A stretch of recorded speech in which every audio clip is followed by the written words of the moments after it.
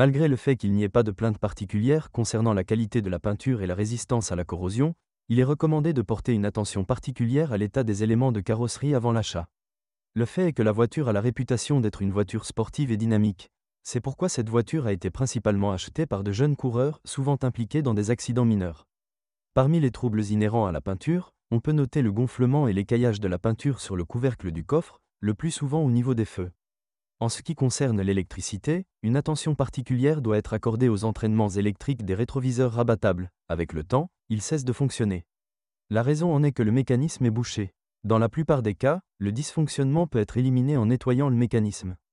En outre, les dysfonctionnements courants incluent la défaillance du commutateur de verrouillage du couvercle du coffre. Pour résoudre le problème, vous devrez changer la serrure. Elle ne peut être modifiée que sous forme d'ensemble avec une poignée en forme de logo d'entreprise. Les moteurs 1.4 et 1.6 de la famille MPI se sont révélés les plus fiables et le moins cher à exploiter. Parmi les défauts, on peut noter peut-être une faible puissance et un démarrage difficile pendant la saison froide. Certains propriétaires se plaignent d'une augmentation des vibrations du moteur au ralenti. S'il y a des symptômes, les experts recommandent de reflasher l'unité de commande du moteur, mais, pour être honnête, cette procédure résout le problème dans des cas isolés. Sur une voiture avec un kilométrage de plus de 150 000 km, le moteur commence à consommer lentement de l'huile. Les moteurs à injection directe FSI font de la Cite Leon 2 un bon, plus léger, mais présentent un certain nombre d'inconvénients. Par exemple, il y a des problèmes avec le système de calage variable des soupapes, et avec le temps, l'ondulation du système d'échappement se brise sur de nombreux exemplaires. Les voitures produites après 2009 ne sont pas connues pour la longue durée de vie des bobines d'allumage individuelles, de la chaîne de distribution métallique et de ses tendeurs. De plus, ce type de moteur souffre de l'accumulation de dépôts de carbone sur les soupapes des propriétaires de voitures équipées de moteurs de la famille TSI. Nous rencontrons souvent un dysfonctionnement du capteur de position du vilebrequin. En outre, des problèmes de fiabilité de la chaîne de distribution ont été notés. Il y a eu des cas où elle s'est étirée et a sauté de 120 à 140 000 km. Sur certains exemplaires, les pistons ont grillé au bout de 150 000 km, le problème n'était pas généralisé. Si, après un long séjour dans la saison froide, le moteur fonctionne comme un diesel, grondements, vibrations apparaissent, la raison en est probablement une commande de calage des soupapes défectueuses, changement avec la chaîne, le tendeur et l'amortisseur. Le moteur 1.8 est le groupe motopropulseur le plus cher, tant en entretien qu'en réparation. Le fait est qu'un grand nombre de nouvelles technologies du groupe VW sont utilisées ici. L'une de ces innovations était une nouvelle génération de chaînes longues, appelée chaîne dentée, entraînant les deux arbres à cames.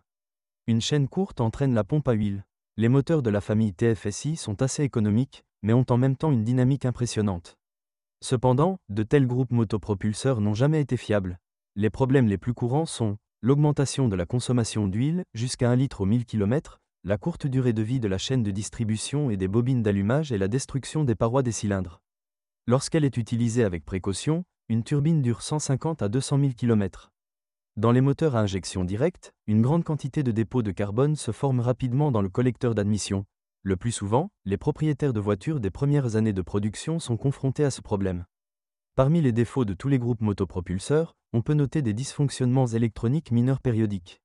Les moteurs diesel, comme les moteurs à essence, ne méritent généralement que des critiques positives. Les principaux avantages des moteurs fonctionnant au fioul lourd sont l'efficacité, consommation de 5 à 6 litres au 100, et une bonne traction. Après 2009, tous les moteurs diesel ont commencé à utiliser le système de carburant Common Rail. Par conséquent, lors de l'utilisation de carburant de mauvaise qualité, des problèmes ont commencé à apparaître avec les injecteurs, les pompes d'injection et la vanne EGR. Les problèmes courants ici incluent la défaillance et la fissuration de la culasse. Le plus souvent, le problème se produit sur les moteurs 2.0 TDI-PD. Si la voiture roule constamment en ville, la ressource du filtre à particules est considérablement réduite. Les défauts mineurs incluent l'augmentation du bruit du moteur, la courte durée de vie des supports de moteur, le gel de Bendix par temps froid, un problème connu avec les démarreurs installés sur les voitures appartenant au groupe VW. La Cite Leon 2 était équipée de transmissions manuelles à 5 et 6 vitesses et une transmission automatique Tiptronic, ainsi qu'un robot DSG à 6 vitesses. Les problèmes mécaniques peuvent commencer assez tôt, après 100 000 km. Le problème le plus courant est l'usure rapide du double roulement, les symptômes étant une augmentation du bruit de fonctionnement. Sur les versions diesel, le volant bimasse peut devoir être remplacé après 150 000 km. Les symptômes incluent un bruit de cognement lors du changement de vitesse. L'embrayage, même avec un style de conduite agressif, dure plus de 100 000 km. La transmission automatique est assez fiable, mais au bout de 150 000 km, Le corps de soupape peut devoir être remplacé. Les symptômes incluent des à-coups lors des changements de vitesse et lors de fortes accélérations. La transmission robotisée a gagné en notoriété sur de nombreux modèles Volkswagen et Skoda. Cependant, les mécaniciens des stations-service de marque SIT assurent que ces unités n'ont pas les problèmes typiques comme sur d'autres modèles. Au bout de 100 000 km, la mécatronique et l'embrayage tombent en panne. Il n'y a aucun moyen de confirmer ou d'infirmer leurs propos, puisque ce modèle à boîte de vitesse DSG n'a jamais été apprécié chez nous. Une suspension indépendante est utilisée sur les deux essieux de la SIT Leon 2, jambes de force McPherson à l'avant, multibras à l'arrière. La suspension est assez rigide, cela se ressent particulièrement sur les voitures équipées de roues de 17 à 18 pouces chaussées de pneus à profil bas. Le plus souvent, les blocs silencieux arrière des bras de commande avant gênent la suspension. Sur nos routes, ils abandonnent après 50 000 à 70 000 km, ceux avant peuvent durer jusqu'à 140 000 km. Mais les jambes de force stabilisatrices durent généralement entre 70 000 et 90 000 km.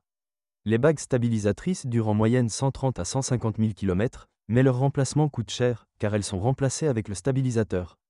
Les amortisseurs, les rotules et les roulements de roues, remplacés avec le moyeu, peuvent durer jusqu'à 200 000 km. La suspension arrière est également assez résistante et ne nécessite pas d'attention particulière jusqu'à 100 000 km. Ici, les bagues stabilisatrices sont les premières à abandonner.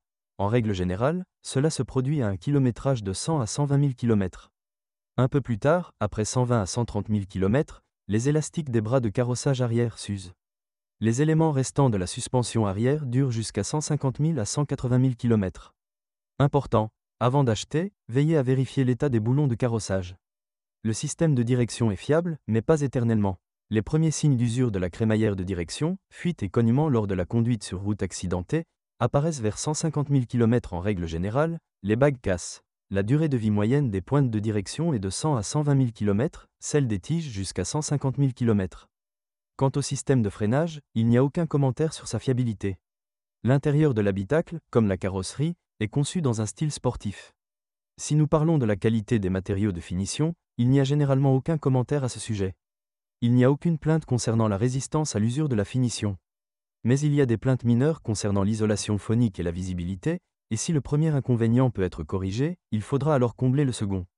L'équipement électrique est fiable et ne cause pas de problèmes inutiles. Si vous êtes propriétaire de ce modèle de voiture, veuillez décrire les problèmes que vous avez rencontrés lors de l'utilisation de la voiture. Peut-être que votre avis aidera les lecteurs de notre site lors du choix d'une voiture.